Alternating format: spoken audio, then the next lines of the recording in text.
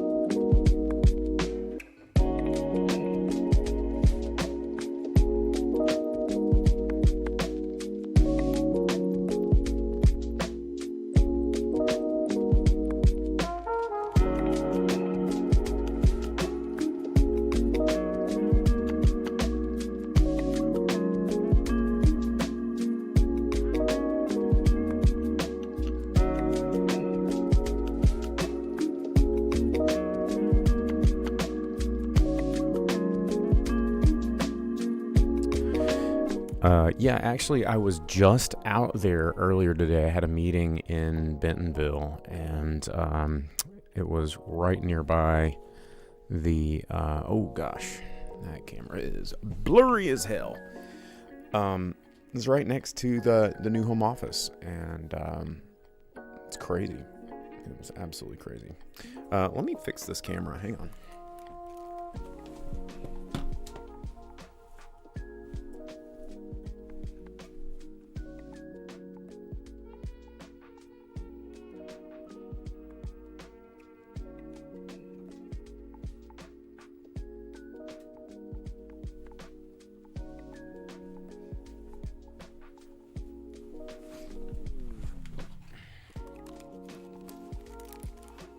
That's better. That's light's a little bright, but I'll fix it in a minute.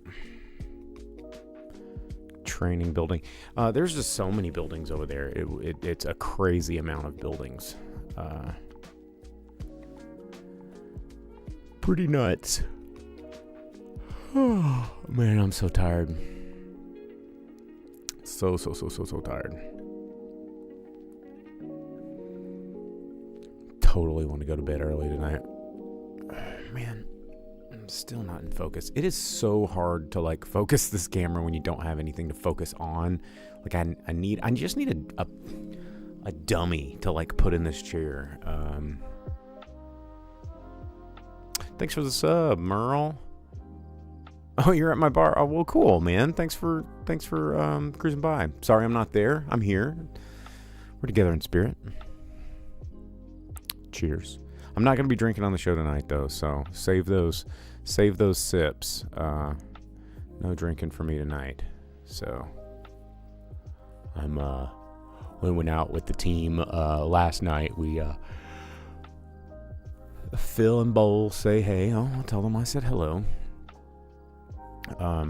Yeah, we did a menu tasting thing last night for the February menu drop we're going to be doing, and then we went to have like a team dinner that night. We went to La Huerta, which hadn't been forever, but the owner of La Huerta and his family are really cool people. They'd been coming around Pinpoint for a while, and so we're like, let's go patron their spot. And then we had several pitchers of margaritas, and then we went and played bowling right next door at Ozark Lanes because we could just walk right over there. It was fun. It was a good time.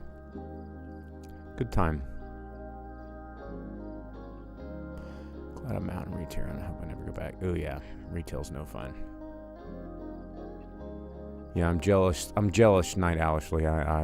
I too wish I was like under a blanket. That sounds really nice.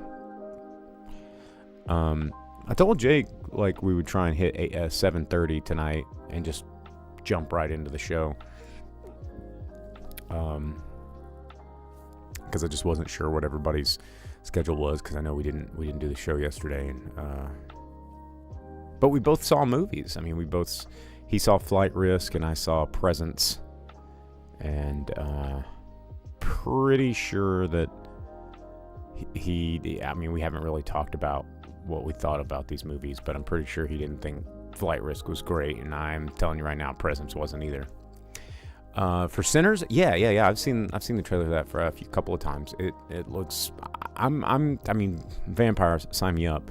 But historical, like a period piece vampires, like even better. No, I think it does look really, really good. I'm looking forward to it.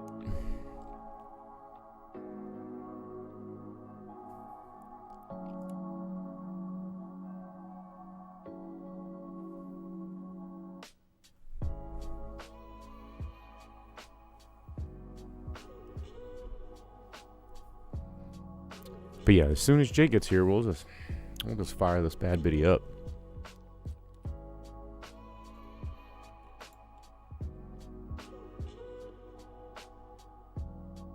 It's interesting because that trailer doesn't lead you to thinking it's going to be a vampire movie, you know, and then all of a sudden kind of like gives you that Dusk Till Dawn vibe of like if you didn't know what was going to happen in Dusk Till Dawn, if you just went into that movie blind and had no idea, and then all of a sudden, boom, vampires. Because I feel like that movie originally wasn't leaning super into vampires, and then all of a sudden it just goes from 0 to 100 really quick.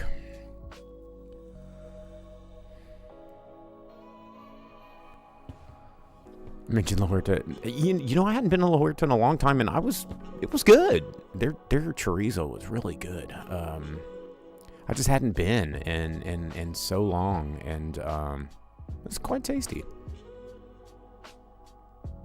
I had the flank steak and a chili relleno and some chorizo. It was very good. Today I had, since I was in Bentonville, on my way before I came back to Fayetteville, I was like, well, let me try a place. I love trying places I've never been, and there was a sandwich place called Meld. It was like sandwich and salad craftery or something. They had these like folded sandwiches. It was kind of strange. It wasn't bad. I don't think I'd like go out of my way to go there again or anything, but it was a tasty sandwich. I was just really craving a sandwich. I love sandwiches.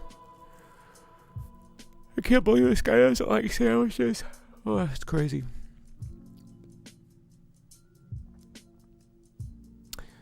Let me see if I can find a link to it. Meld. It's called Meld Kitchen and Sandwich Bar, I believe. Here we go. I went here. There's the website. A modern, cozy, fast, casual atmosphere serving lunch and dinner. Our unique craft sandwiches are made with baked-to-order bread and stuffed with deliciousness. Other offerings, fresh-made salads, pizzas, tacos, burgers, along with grab-and-go items. We proudly feature locally roasted coffee, a product of Bentonville, Arkansas. We welcome you to dine with us. Are you late to the drive-in sandwich box? No, of course not. I'm just waiting on Jake to get here. So we were just talking about food. And I said I was out in Bentonville today and went to this place here, Meld. That's all right. It's kind of it was okay. I had the Greek sandwich.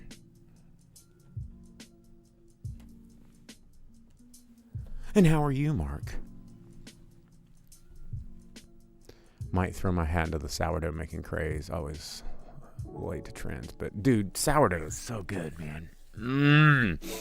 Like, the Family Crumb makes really good sourdough. Dirty Apron makes great sourdough. K-pot. Is that like Korean hot pot, maybe?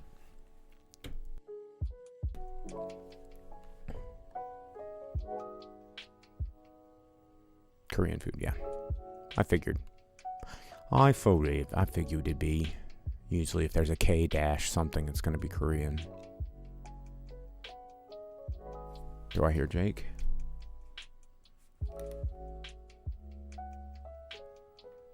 Yep. He's coming in. Leftover wicked wood fire. Ooh, yeah. What's up, dude? It's $50 a person. So it must be like a hot pot style. Some overpriced sourdough that wasn't good and made you want to try it. Yeah. Yeah, sourdough, can be hit or miss, man. But good sourdough, oh. Yum, yum, yum, yum, yum. It's so good. Yum, yum, yum, yum, yum, yum, yum.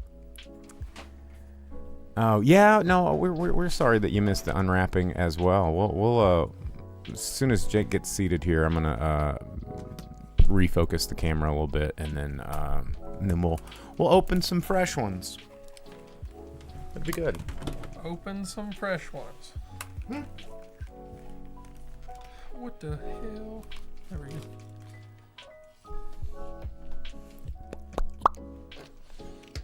I used to have a friend's dad. He would say that all the time. He would say, "What the hell?" What the hell? He was Vietnamese. And we were always white boy to him every time. Meld, one of those rope swing joints. No, I wouldn't go eat at a rope swing restaurant. What is a rope swing restaurant? It's well known. I would never go eat at a rope swing joint, but it's just a little sandwich place. Like it sounds way fancier than it really was. It wasn't like ooh la la. I'm trying to be, but it's not. What is rope swing? That's the name of it? Rope swing is a company that the Walton brothers founded. That is like a hospitality company. So they open and own a bunch of restaurants. So. All right, well, let's knock this one out. J for B for. Oh, you got a Star Trek thing going on there. What? B4, man. Oh. Data's brother. Because there's lore. Lore, yeah. And then in Nemesis, there's B4. And that's who they transfer all of Data's memories and feels into. Okay. So that Data lives on, and that's how you have Data in Picard. It's not Data. He's dead. He's gone. It's all B4. You didn't watch Picard, though. No. But you just read the lore. Yeah. All right. Ready? Yeah. 1, 2, 3. Oh, hell yes. Lady Hawk. And then Hudson Hawk. Oh, man. I always have to check the tapes to make sure they're it's the right one. Yeah, ever since Velvet Santa was like, what? Look at what tape it is. It's not what it seems. What is the catchphrase here? It's like together forever, forever apart, or something like that.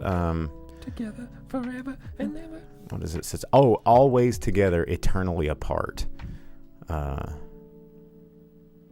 bold, beautiful vision. Lady Hawk is enchanted. Based on a 13th century European legend. Yeah. The enchanting tale of a porcelain-skinned beauty. I've never seen this cover of this movie.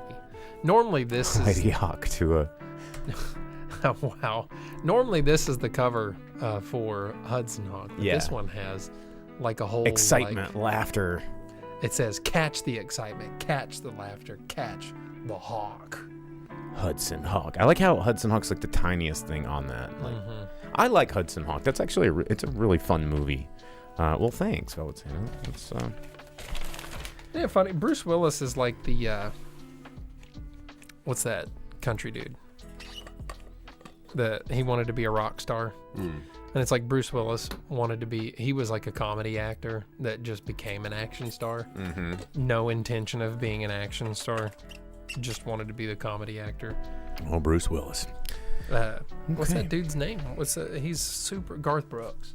Oh. And so, yeah. What was his alter ego? His like goth alter ego? Gaines. Chris Gaines.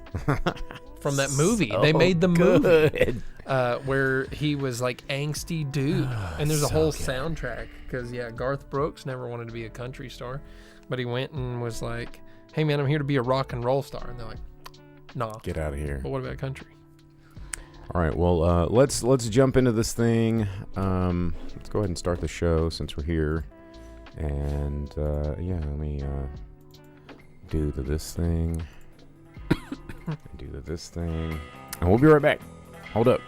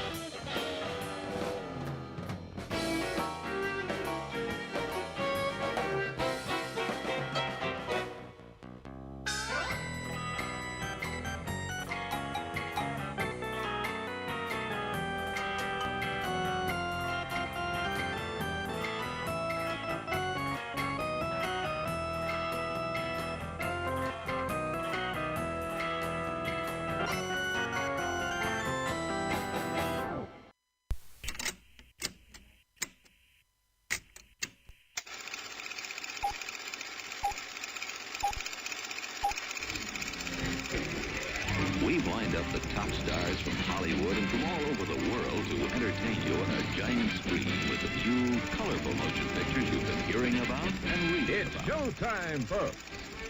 Enjoy the show. We're delighted to have you with us. They're driving theater. You'll find something to please you to add to your evening's enjoyment. Is pleased to bring you our feature presentation.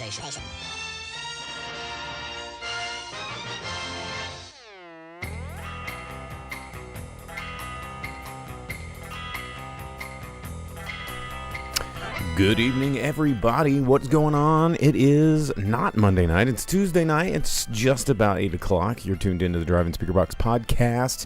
I'm your host, Bo, the Boom Operator. I'm Slick Doggy the Grip. And, yeah. We were not here last night. I had some work things that I had to do, so we're here tonight live. If you guys are tuning into the live stream, thank you. We appreciate you guys jumping in and being a part of the interactivity. You can find us over on your Facebook, your YouTube, or your Twitch, where we broadcast this thing live. Or if you just want to download the podcast, wherever it is you download your podcast, just search for the Drive-In Speaker Box podcast, and then you can listen to all this stuff. You can get on the Discord. You can follow along. Just find us. Everything you need is over on our link tree, driveinspeakerbox.com. So with that said, we saw some movies this week. We both saw a movie in theaters this week. We haven't really talked too much about each other's films that we saw, but I went and saw the new Steven Soderberg movie that I was talking about last week called Presence. And what did you catch? I watched the new Mel Gibson movie, Flight Risk. Well, right on. We're going to be talking about both of those movies at the middle point of the show. A spoiler alert, I don't think either of us really liked the movies that we saw. We'll find out. We'll find out. But we've got some news to drop on you because it's been a week and things have happened. There's more things to talk about that have popped up over the week. One of the things that I was kind of excited about is we are actually officially getting a release for the Toxic Avenger movie, which was they were like, nope, we're gonna put it on the shelf and then no one's gonna get to see it, but now it's back. Yep, it's gonna get a theatrical release. Good. Yeah. So that's I don't know. It's been a long time. I don't know how I feel about it. All the changes it's been. I want to see Elijah Wood in it. That looks entertaining. I mean, he's so don't great. know how I feel about Peter Dinklage being Toxie. Just because I think he'll do okay. But it's not Toxie that way. I mean, I don't know. Toxie's like a big larger than life. He's the skinny little dweeby like janitor turned into mutant massive like strong man fighting for the little guy. I mean, I watched the Toxic Avengers movies. I watched the cartoon was good. The cartoon. I even watched Terror Firmer, which I can not recommend to anyone ever. But there's a Toxic Avenger scene in that movie, because Trauma. The Traumaverse. Trauma made just some of the weirdest friggin' movies. Yeah, man, I've watched, I'm very familiar with Toxic Avenger. It's something that I've grown up most of my life with, and so changing Sergeant Kabuki Man make an appearance in well, that's asking for Toxic Avenger to have a trauma verse. We don't need a verse in Trauma beyond their like just being Trauma and not caring about the rules, just ridiculous, kind of a thing. Well, not necessarily speaking of Trauma, but speaking of weird, crazy mutant monsters, I don't know if you read about this, but Resident Evil is finally getting another reboot, as if anybody needed that. But they are tapping the Zach Kreger, who is the director of Barbarian, to come in and adapt the Resident Evil into a movie once again. And, Barbarian was pretty good. And Resident Evil, do we need to keep making movies about it, or? Probably not, but maybe this way they'll be able to make it more in line with how the original string of games was, maybe. Because, I mean, there's some decent story. There is some cool story, and the Mila Jovovich movies just ignored every part of it, right? They were like, we'll take this character's name and then be completely different in every way we can. So, who knows? You know what? Something too, talking scary monsters. I got some scary monster stuff here. Labyrinth 2 on the way. But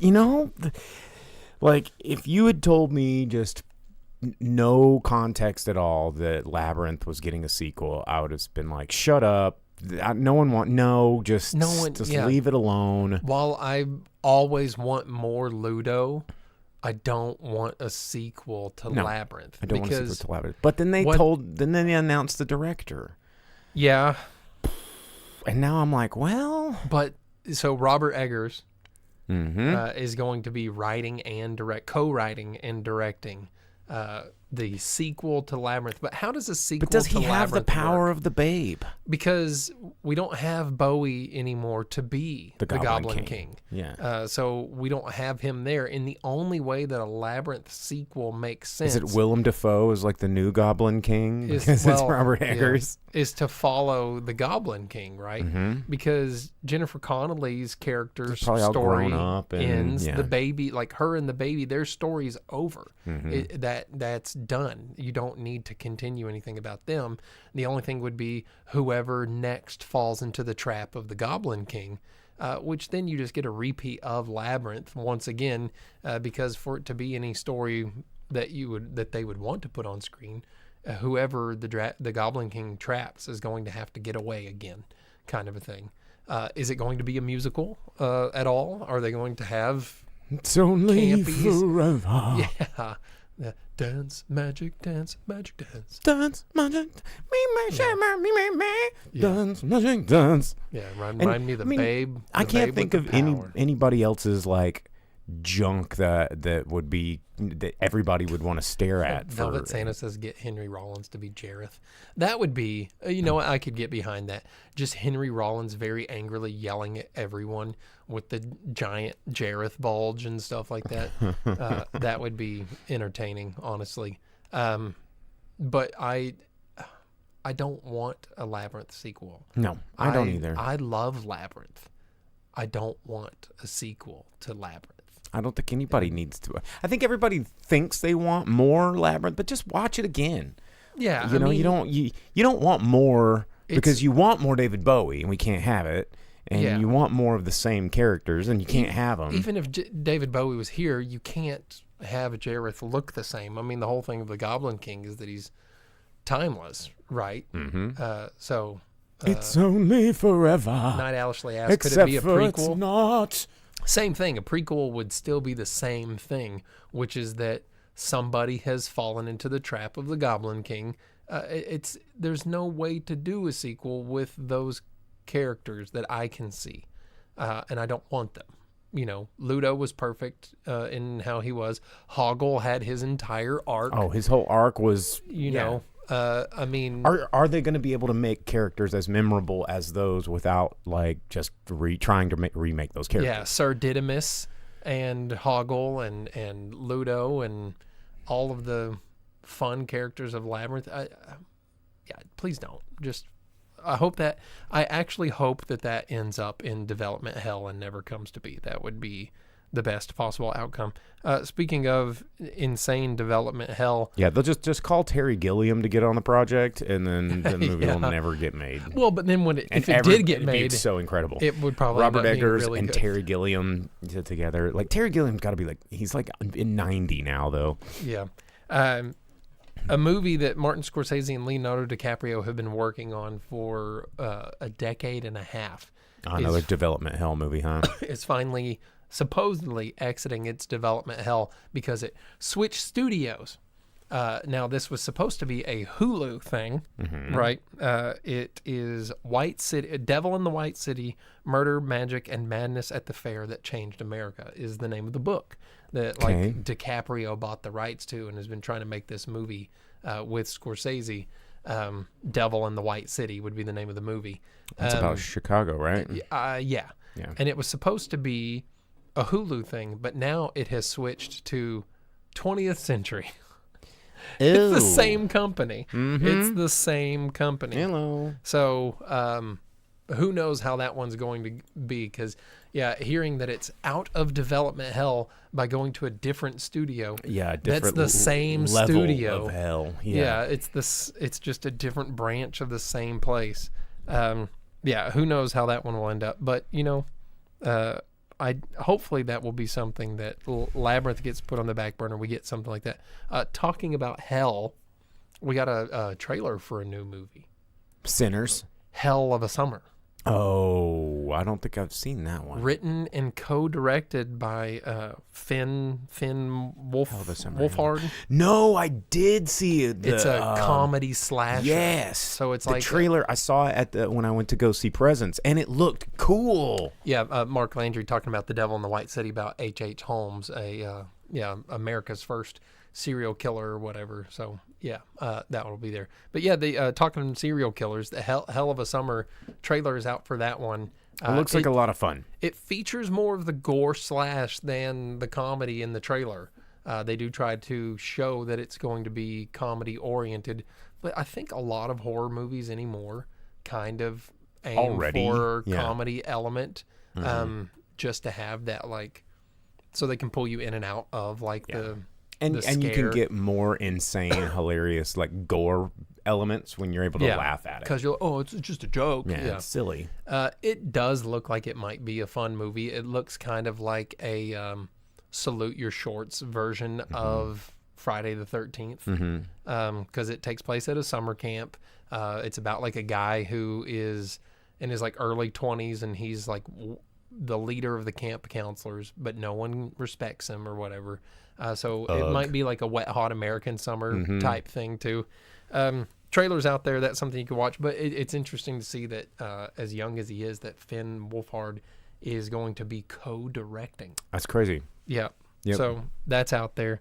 And there was something in relation to that was also going to lead into a... what a name.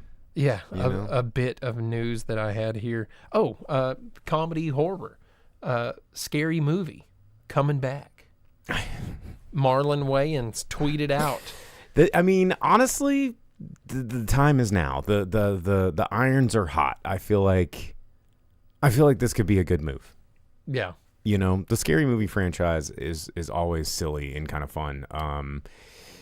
And there's been a lot of horror movies over the past however long it's been since the last Scary Movie. Well, there's all of the Pooniverse stuff, you know, the Twisted Childhood universe that they call it. There's Terrifier that's gained so much popularity. There's all of the Nun and Abigail and whatever, like all of that stuff. What is it? The Insidious? It's not Insidious. It's Conjure the verse. The Conjuring. Well, there's the both of those. Yeah, Insidious and Conjuring and all that stuff. So yeah, they've plenty to choose from now. But his tweet was just scary date 6/12/26. So in a year and a half, we should have Scary Movie coming back and see. I'm down. Sign me up. How that'll be. But talking about the success of scary movies, do you see all the Oscar nominees? Yeah. The Substance is nominated for Best Picture, scooping up nominations, and rightfully so, and a handful of other horror movies, which is kind of crazy. It's one of only 7 horror movies to be in the running for Best Picture. Yep. And that goes in with The Exorcist, Jaws, Silence of the Lambs, The Sixth Sense, Black Swan, and then Get Out. So some of those, I mean, those are some pretty big movies. The Substance, man, it's a good movie. If you've not seen The Substance yet, do yourself a favor. It's pretty fun. Well, it's just it's interesting to hear that that's put in there with those, because those movies all have such a large audience impact and like a cultural impact, and The Substance is not near as big as any of those movies. I think the thing that gets Substance the attention of, say, the Academy and stuff like that is it's a movie about Hollywood, right? And Hollywood loves movies about Hollywood, those like meta movies where it's like, it's so hard out here being an actor. But look at the behind the scenes stuff. They love movies about movies. And while this movie is not about movies, it is about something that is only really happens to celebrities, is this chasing out youth and fame to stay relevant and all this kind of stuff. And yeah, it's a good movie, and Demi Moore absolutely crushes it. So yeah. Well, and you know, one other thing here, talking about terrifying things that involve celebrities and whatnot. The Michael Jackson movie is now also potentially headed to development hell. Oh, no. Because of legal complications. What? Apparently, their plan in this movie was to explore and comment on allegations against Michael Jackson and his potential abuse of young people. Which I wonder, since it's his nephew cast as him, how that plays out with the family. So I guess the family all signed off on this because isn't Jermaine or someone like producer on the movie, and then his nephew is starring as him? Yeah. Anyhow, there are legal hurdles for the cases that they're talking about because they are still like legally sealed for out of court settlement stuff, or who knows what. There's things that they're not allowed to talk about that they're trying to put into the movie, and that has put a big old wet blanket press on it. press the brake pedal on that one for the time being. Wasn't that his kid's name? Blanket? Yeah, one of them, that's his like nickname. One of his names is Blanket or whatever. So anyhow, that's going on. Not that music biopics are ever really the best movies in the world. Where is Blanket? Oh, his name's Biggie? BG? Yeah, BG, I think. Talking about things that are terrifying, movies that don't need to be made, there's several others that hit the news here, which is that an Ocean's 14 is happening. David Leitch is in talks to be the man behind the camera and everything on this one. So, I mean, if it's like a Bullet Train type thing, maybe it'll be good. But the last Ocean's movie wasn't good. No, but I mean, David Leitch brings something to movies that a lot of other people don't. I mean, what was the Stuntman movie based on the old TV show? Gosling. Yeah. That was pretty good. That was pretty good. John Wick's pretty good. Bullet Train was good. Surprisingly good. Okay. So I think that rather than just being your heist bullshit movie that we've seen too many times, Fall Guy, thanks, Velvet Santa. I think that that's something that maybe David Leitch might be able to bring something interesting to that. And it says it's expected to see the return of George Clooney. See, I'm curious about who all's going to be there, because George Clooney plays Ocean, right? Like he's Harry Ocean or whatever. Yeah. So, I mean, I'm sure Brad Pitt's going to be back. It says they're trying to get Matt Damon and Casey Affleck along with Brad Pitt and George Clooney. Yeah. Yeah. Well, Brad Pitt and David Leitch are friends, I'm sure. Yeah. So, yeah, I mean, I wonder who all would be part of that, because who all have they had in the team? There's a lot of those, like Elliot Gould was in one of them, right? Yeah. He's not around to be in movies like that anymore. Who knows? I don't know. Heist movies are kind of real big hit or miss. But then also, a movie that had some promise just lost all of it too. So it probably does not need to be made any longer either. The new movie with Alan Ritchson and Arnold Schwarzenegger sounds amazing, right? Which one is that one? What's the name of it? The Man with the Bag. That's right, yeah. So it's Schwarzenegger and Alan Ritchson. You know, you got Conan and Aquaman. You got John Matrix and Jack Reacher. Yeah, there's a good combo. Yeah, John Matrix and Jack Reacher. You got like Commando and like One Man Army right there. So there's a new cast member to the movie. Aquafina. God, no. Yeah. So any hopes or promise that it would be like a fun movie, gone, just absolutely gone. Because dominated. No, Aquafina. Like, you know how much more fun Renfield would have been if her character was not there. She wasn't bad in that John Cena movie. Which John Cena movie? I don't know. Couldn't see it. Oh wow. Man, Aquafina. No, I just don't like her in movies, man. I'm not a big fan. The lottery one. Yeah, but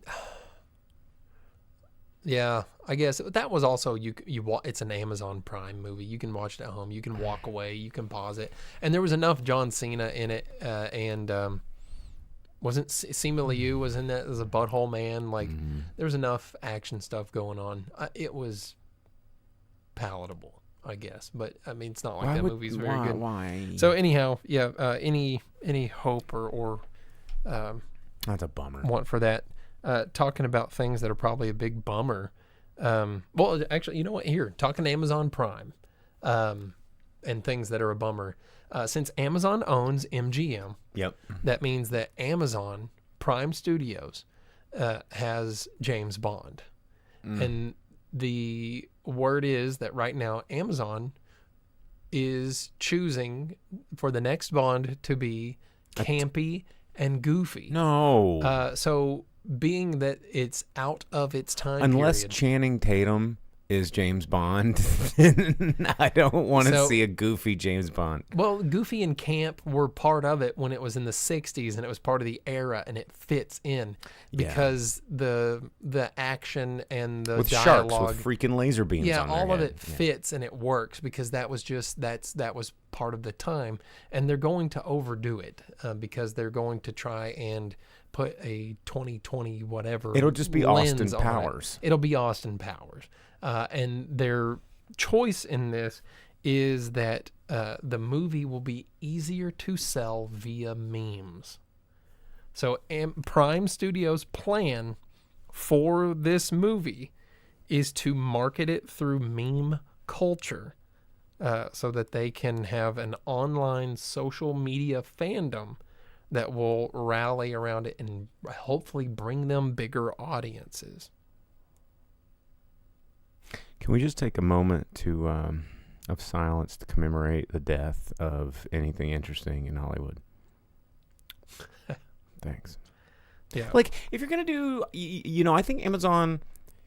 I would like to see a James Bond series. I don't want to see a movie. Let's do a series. If you're gonna take a new spin with James Bond, let's do it like a, Or 1 hour episode, like a 10 episode season. They could base it on the books that are out there. Yeah. Like set them in those times too. Make it like a period thing instead of transposing 1940s James Bond guy right onto modern things. Why not Just do do it as a period piece. Yeah, have it in Make a have it in TV the, show. the 40s and 50s and I would give it. I think I would give it more of a chance and more of an open mind if it was more long format and was just like let's adapt these things. Yeah, and now it's going to be full of camp and quips, and it's going to be marketed to everyone via memes. Cool. Cool. Love that. Yeah. Well, speaking of things that people really love, that big studios just fuck up. Star Trek. Star Trek, man. Section 31 has the worst reviews and ratings of any Star Trek anything ever.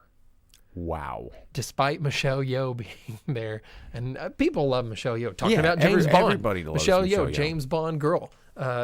She's super badass. She can do it all. She's won Oscars, and she's been had like hot dog fingers she's and been- won Oscars. She's been a very lovable person. She's been queen bitch in fucking Crazy Rich Asians. She could be anything. She's kung fu master. She can do it all, except float a Star Trek series. So yeah, it is like the worst Star Trek anything ever. It has the lowest ratings. Have all the episodes come out yet, or I don't know, but it's lower than every other series and every movie, which previously was held by like Star Trek V, The Final Frontier. The one with Spock's brother, where he steals the Enterprise to go meet God on a planet, and then William Shatner goes, "One question: what does God need with a starship?" And then he's like, "How dare you call me out?" Yeah, that movie sucks. 5 is lame. 1 is the most Star Trek the motion picture is like the most boring film it's so boring. ever made. But 2, 3, 4, 6, perfect movies, absolutely perfect movies. So yeah, there you go. New low for Star Trek. Worse than Disco. Worse than Star Trek 5. And I Section had high 31. hopes. I had high hopes about Section Did ya? 31. Well, yeah, because, I wonder if they'll write this one off the way that they did Discovery, because they're like, Paramount goes, actually, Discovery, not actually part of Star Trek. sweep it under the rug. We clearly messed up on every part of this, not part of Star Trek. And since this is a spinoff of Discovery, because like Strange New Worlds, they go, oh no, Strange New Worlds, people like that. Ansel Adams, the whole like OG Star Trek style thing, that's legit. That's not that. They look like the people in Disco, not Disco. Not Disco. And like this one, I wonder if they're going to be like, actually, this one in Disco, same. Out of here. Get that out of here. So, yeah, apparently just garbage. And then we got lots of, a handful of DC stuff, yeah. Yeah, lots of Superman, Supergirl stuff. We got the first look at the Supergirl More S. Super. Not really newsworthy there. Yay. It looks. She's wearing a costume we all thought she probably would. The behind the scenes photo is the back of Millie Alcock's head, so it's like her hair, and she's sitting in her actor's chair, and it has an S on the back of it. That's all we got. Oh wow, great, cool. Also, I guess they killed Clayface in the cartoon series that they have going, the Creature Commandos. So James Gunn took Alan Tudyk's character, right? He might have been doing. He was. Alan Tudyk does more than one voice. Because I know he was playing Clayface in one of these things. So I don't know. Yeah. I watched the first two episodes of Creature Commandos, and I hated it, so I didn't keep up. It's not the DC animated that I was expecting. But for Superman here too, we got a new Superman trailer. And he's like flying. Not getting his ass kicked so much. Well, no, it still opens up with him having his shit kicked. But we get this new view of like a camera while he's flying towards it, and he has like weird googly eyes, and people are very upset about it. And so James Gunn's defense here has been that it's not a CGI shot, because everyone's like, this shot looks bad. It looks really bad. Whoever did the visual effects did bad. And then James Gunn's defense is, well, actually, it's not visual effects. So it's just David Cornsweat's face is bad. So you don't make fun of his face. Yeah. So super dumb DC news. There's always something stupid going on with, now that Marvel is just not worth talking about anymore. Yeah, everybody's like, well, let's just latch on to DC. Yeah, James Gunn and his ridiculous online persona. Well, yeah, let's, speaking of stuff that's not quite out yet, there's stuff coming out this weekend, right? And we got to tell you what's coming out this weekend, because there are movies coming out. There's two really interesting looking movies and one for kids. And one of them I think both are going to be kind of interesting Valentine's Day movies that's coming out. But coming out this week in January 31st, 2025, we've got three. We'll start with the kids movie, Dog Man, which Pete Davidson is in a kids movie, which seems odd, but that's what we're getting. He is the voice of Petey. And we've got, Dog Man. It's half dog, half man, sworn to protect and serve, pursuing evil feline supervillain Petey the cat. And I've seen the trailer. Looks kind of fun. I mean, for a kids movie, Dog Man in theaters. There it is. It's coming out. You can check it out. It's kind of an odd premise though, where this cop and his dog get violently mutilated like RoboCop, and so they cut the dog's head off and sew it onto the man's body, and he becomes Dog Man, and or something like that. Yeah, is it crazy. A Dav Pilkey series? Yes, it totally is. Mm-hmm. Okay, man, I used to love Captain Underpants, Yeah. and the Captain Underpants movie was not bad. I never watched the Captain Underpants movie. Yeah, it's not bad. But I mean, that's coming from I used to collect all the Captain Underpants books because I thought they were so fun. So I mean, it might end up being It could be fun. Charming. Yeah. Yeah. But that's coming out in theaters this week. Also coming out in probably this one's going to be more widely released than the other one I'm going to mention, but it's called Companion. And it's, from the same creators of Barbarian. It's from writer-director Drew Hancock. And it's... And the new trailers for that show some brutal stuff. It looks crazy. It's got, Sophie Thatcher playing this sort of AI companion robot, something or another. And then Jack Quaid, if you know Jack Quaid, he got really big through The Boys. And you're starting to see him in a lot of stuff now. But Lucas Gage also in this. You've been seeing him in a lot of stuff lately. But it just... it's really hard to tell what this movie's about from the trailer, except for it's some billionaire's death.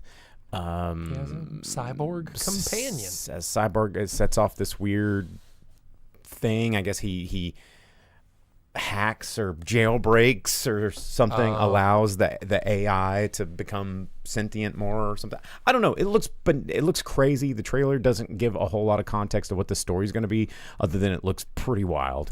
I mean, it looks like, he has a cyborg companion that goes rogue and murder begins. Mm-hmm. So it's like Megan. Yeah, but probably a little bit more thought-provoking, I would say. With like an adult body cyborg. Yeah. So interesting. It looks pretty cool, honestly. I might go check this movie out. But the other one also looks super interesting as well. And I don't know. This did really well at Sundance. It's starring Kristen Stewart and Steven Yeun, who they look really great together on screen. I was gonna say, what a weird combo. But it's called Love Me, and if it's this is a very strange premise. There was a post-apocalyptic, setting, right? And there is a buoy that's in the ocean. I guess there was this big dramatic flood over the planet, and all life and civilization has been wiped out or something. And there's a satellite. And of course, AI being what it is, they start communicating and kind of question what it means to be alive. And they fall in love, and they create this sort of world based on, they're scanning, they have access to the internet still exists, right? And so they have access to stuff, but they choose kind of the avatars of Kristen Stewart and Steven Yeun, and they create this virtual world where they are like a couple and they fall in love. And watch the trailer. Watch the trailer, but it's called Love Me, and it looks pretty cool. And I also get really fascinated with movies that have almost no cast, because it really, really does shows lack thereof, the ability of these performers to keep you entranced on screen. If it's just two people, you don't see movies that don't have any supporting cast or any extras or any, it's just these two people. So I don't know. I'm kind of excited about it. It looks very interesting. It looks very offbeat. And perfect for that Valentine's Day weekend that's coming up here pretty soon. So, I think both of those movies should be. They are definitely not the kind of movies that I'm used to seeing just coming out in theaters. So, yeah. Well, I guess Steven Yeun's just king of Sundance, isn't he? Yeah, he's just cool. He's super cool. What was that movie, or not a movie, it was a TV show he was in, where it was like him and this other lady, and it was like Road Rage or something, and they were, you know what I'm talking about? Yeah, the Netflix show. Yeah, it was really good. It was really, really good. Somebody, I can't remember who told me that I needed to watch it, and I was like, I don't know, but then I watched it, and I was like, damn, that show's really good. So, okay. Well, those movies are coming out in theaters this week. You can check it out if you wanna, but let's talk about movies that are currently in theaters right now that we saw. Do you wanna start with Flight Risk? Yeah, Jay? Yeah, I can do that. All right. Well, tell us a little bit about Flight Risk. Well, yeah, man. So Flight Risk, the new movie directed by Mel Gibson, with Topher Grace, Mark Wahlberg, And we talked about the trailer. Mark Wahlberg has the hairpiece that turns in Beef. That's the name of the show. Okay. Mark Wahlberg has his hairpiece that helps you establish that he's the villain and everything, right?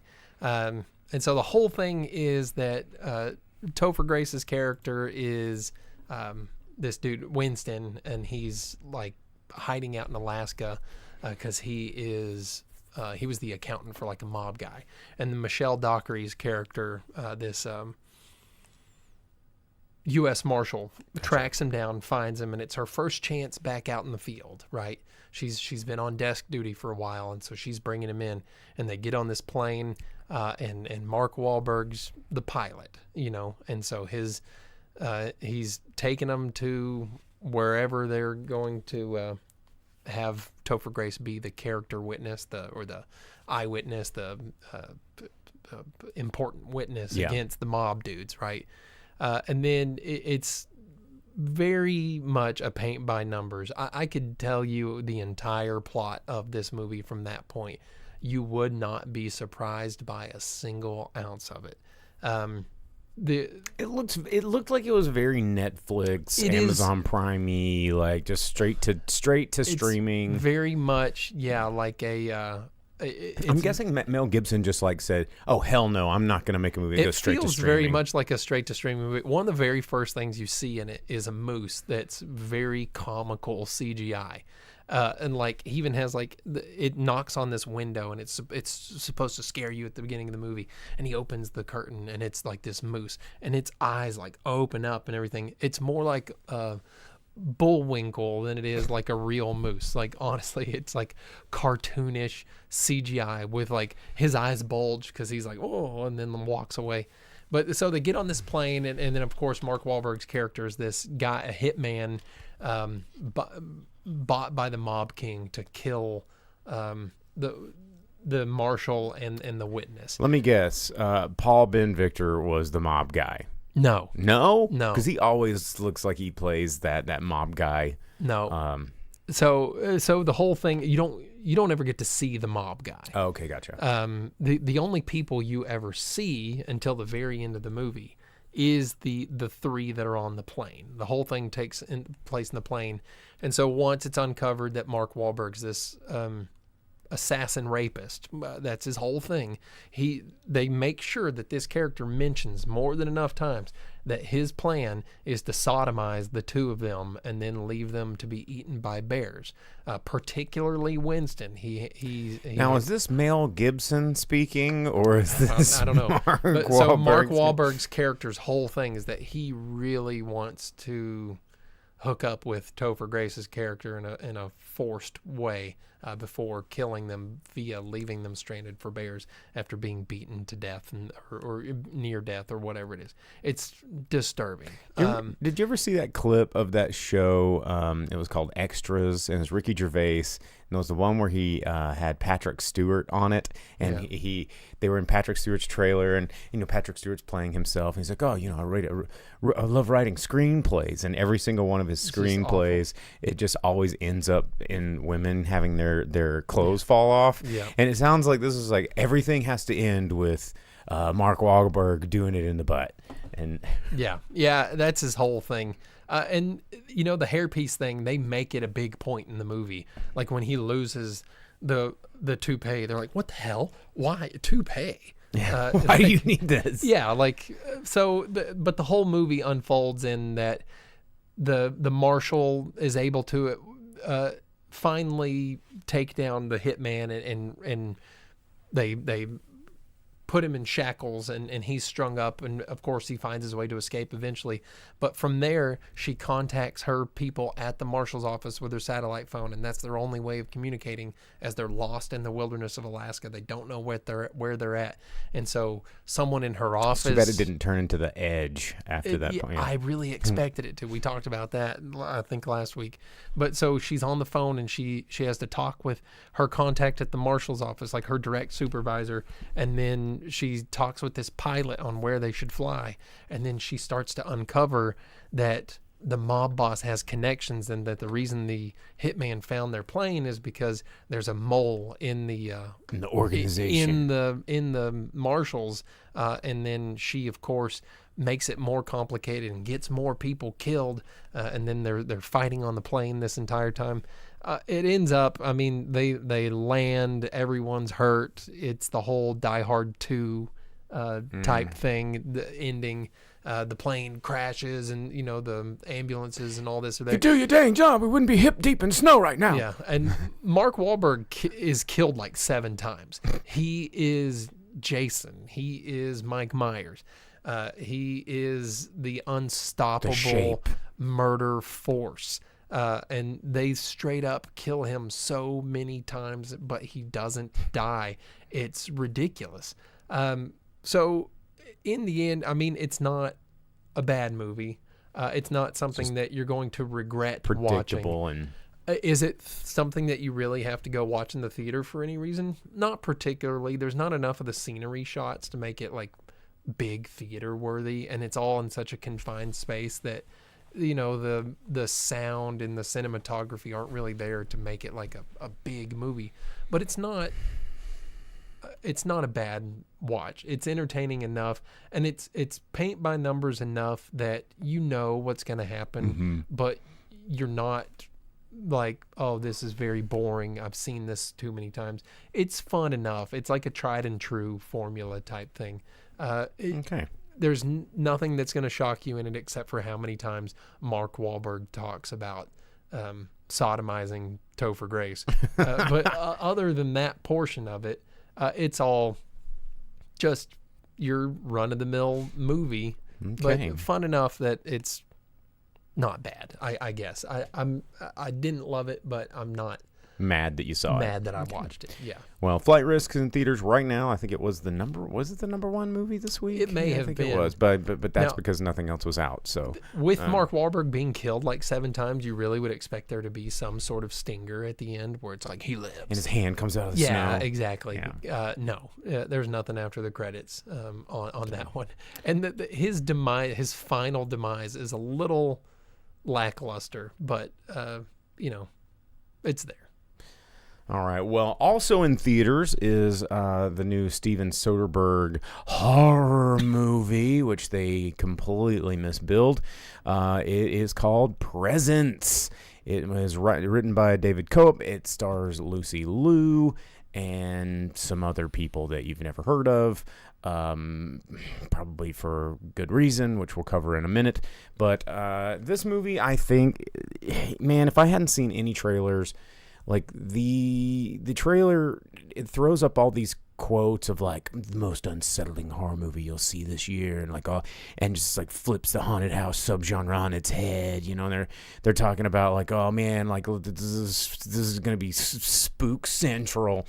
This movie was absolutely not any of that, and it says it terrifies you. There's nothing terrifying in this movie at all. This movie was way closer to being a psychological, like, drama thriller than anything else. I think the only reason they call this movie a horror film is because there is a ghost in it. Because there is no horror in this movie.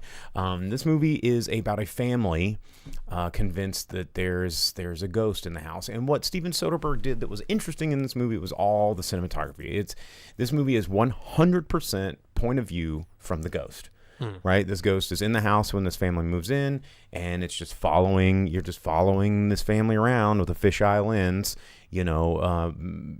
watching this ghost move about the house and, swat things off the table. And as you come to the end of this film, you find the twist ending is, this ghost is trying to save the life of this girl, right? So the ghost is the hero in this movie. And, it tries to take this twist and turn where there's this boy who's like a murder date rapey, more murder rapers, played by West Mulholland, and one of the arguably worst performances I've ever seen on the big screen in my entire life. And, movies like this are really interesting when you see a person like Lucy Liu, who is an extremely talented actress who has a career of playing great roles and just being very talented and fun to watch on screen, being surrounded by a bunch of people that probably would not get cast at a community theater. Like, I don't know how they got cast in this movie because they were all so terrible. The whole budget was blown on Lucy Liu. I think so, and the screenplay felt like it was written by ChatGPT. Like some of the dialogue was just so forced and so artificial sounding, and just like the interactions between this family just felt so hollow, and like it was some theater kid's thesis screenplay, and they were acting it out like in the black box studio and whatever crappy liberal arts school program that they managed to get into. Like it was not great. I mean, the idea of the movie was interesting, and as spoiler alert, the ghost, this is another part that was kind of weird. The ghost was the ghost of someone who was alive the whole time in the movie, that their ghost came back from being a ghost from the future to haunt the house while they were living in it so that it could prevent some sort of accident happening. It's a time traveling ghost. Yes, but here's where it gets kind of stupid. Is the ghost comes back, right? So this is, we talk about time paradox sometimes in movies, and like if you go back into the past and then you change the past, then your Mickey Mouse shirt wearing cousin would disappear from the photograph, right? Like that's, you start to disappear. And this ghost is the ghost of the brother in the movie. And at the end of the movie, it's revealed that he's the ghost, and he goes to heaven or whatever.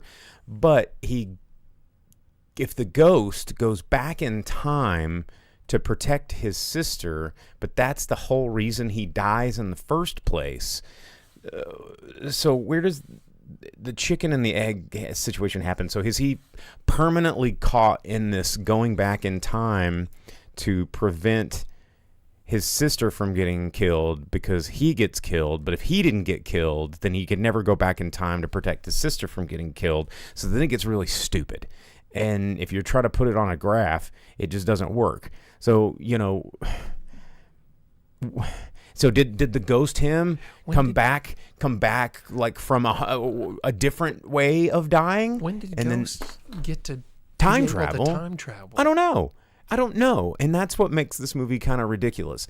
And I was talking to some people that also saw the movie, and I was like, if A Ghost Story is a way better movie about like haunting of a place, and just like the weird, just spookiness of ghost perspective. This movie is not it. This movie had an interesting idea and just did not execute on it. It was boring. It was poorly written. The cast was terrible, minus Lucy Liu, and the payoff is just like, what? But the interestingness of the camera angles and, all these long one shots and stuff was pretty fun and technically interesting to watch. But the movie as a whole was just really, really bland. So Presence, I don't recommend it. Definitely not a theater movie. And I think if you were watching it at home, you might actually get bored pretty quick, and fall asleep or just get distracted with something on your phone. So yeah, it was a bit of a letdown. I should have gone and seen Wolfman, which is, I don't know. I thought Presence. I like Soderberg, and I just thought that the idea of the movie seemed cooler than it ended up being. So a little bit disappointed. There you go. All right. That's what we saw. So, all right, with that said, I guess we need to dive into the box office and get this whole show wrapped up. The box office, of course, from January 24th through 26th. We do this every week. We give you the top 10 movies in the U.S. Because if you follow the money, you can follow what's going to get greenlit, what's going to be a sequel or a prequel or whatever. You can just see... You can see the trend. So we're going to jump with number 10. Jake's going to take it from here. Yeah, holding at the number 10 spot, The Brutalist. $2.8 million brought in by that one in its 6 weeks out. A24 movie there, bringing it up to 9.3. That's a 3.5 hour long movie, by the way. Well, It's a big one. Been getting a lot of great reviews. It's gained theaters and some dollars and stuff. So there you go. At number 9, dropping from the number 5 spot, Den of Thieves Pantera. Just under $3 million brought in by it in its third week out, bringing it up to almost $32 million. Lionsgate seems to be happy with where that one's at and how it's done. So good for them. That's one I'll Not probably, every single movie doesn't have to be a blockbuster, you know? Yeah, it doesn't have to be big time. I mean, if it made more dollars than its budget, Then you win. if O'Shea Jackson Jr. and Gerard Butler got their paychecks, then hey, Everybody's happy. Good job. Holding at number 8, A Complete Unknown, $3 million brought in by that one in its fifth week out. Oscar nominations for that one. Just shy of $63 million for that. And then just above it, the one you said you should have watched instead, dropping from the number 3 spot down to number 7, Wolfman. $3.25 million brought in by that one in its second week. 17.7 so far for its total. Another 10 million elsewhere in the world. And then opening at the number 6 spot, the one you did watch, Opening at number 6. Presence, Ouch. $3.3 million for that one. I wonder what its budget was. It probably very small. Soderberg and Lucy Liu are That movie had to have the. I mean, honestly, I'm curious. Let me see if I can find this. Typing it in. It costs less than $2 million. Hey, so there we go. it's It's already a success. Yeah, That was a micro budget movie. Who would have guessed? And then at number 5, climbing from the number 6 spot, Moana 2. $4.2 million brought in by that one, 9 weeks out. It's only been 9 weeks. $450 million in the U.S., another 576 elsewhere in the world. Billion well over, club. over $1 billion for Moana 2. With more on the way, of course. Which is crazy for a movie that was supposed to be a TV series that got squished into a movie and seemingly has no real story or purpose to it. But I guess that's the power of $1 billion. needing something to take your kids to. And then holding at number 4, Sonic the Hedgehog 3, despite the fact that it can be watched at home now. $5.3 million still the number brought in 4 for movie. $226 million in its 6 weeks out. Another 220 elsewhere in the world. $447 million gained by it so far. And then at number 3, One of Them Days. $8 million. Wow. Yeah, how bored were people? It's racking up the money for. Wow. Yeah. $25 million brought in by that, and it's 2 weeks out. That's crazy. Yeah. I would not have thought that movie would. I thought it would make $8 million total, but to make $8 million in 1 week, I wonder what the budget reported $14 million budget on that one. I wonder what the TikTok advertising for that looks like. Yeah, no joke. That has to be what's going on there. And then at number 2, Mufasa, The Lion King, losing its top spot. $8.6 million brought in by that one. 6 weeks out, it's brought in $221 million in the States.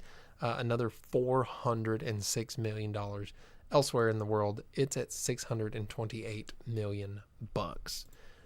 So not bad for that one that started off pretty slow. And then opening at the top spot, Flight Risk brought in $11.6 million.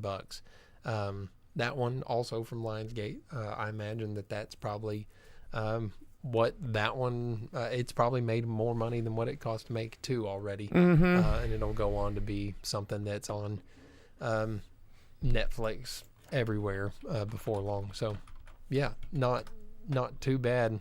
There. Wow, really? Yeah, the budget for, I'm just looking it up, says yeah. $25 million. According to Google's AI, yeah, $25 million. That's always kind of off, but, oh, there we go. IMDb says estimated 26. So Wow. I guess that one still has a long ways to go. I would not have thought Me that either. whole movie being shot in the confined space of the airplane with 3 actors and a couple of voices coming over the phone. That it would have been near that kind of budget. So That's crazy. yeah. All right, Mel. Well, cool. Well, that is your box office roundup, and that's the show, guys. We thanks Thank you for tuning in this week for a Tuesday broadcast. We know we'll be back next week, same regular time, back to Mondays, and hopefully have some more movie reviews to throw at you. But in the meantime, don't forget to follow us on any of those social media platforms that you like to do. You could do Facebook, you could do Twitch, you could do YouTube, but you can get in the Discord, which there's chat all the time. Just follow along. DriveInSpeakerBox.com is our link tree, and shout outs to Velvet Santa for giving us the cool big appreciation. The cool Thanks gifts. for being our friend. Yeah, and we'll open some more of those next week. So, all right, guys, with that said, we'll see you next week. I am Bo, the Boom Operator. I'm the Grip. And we'll see you next week.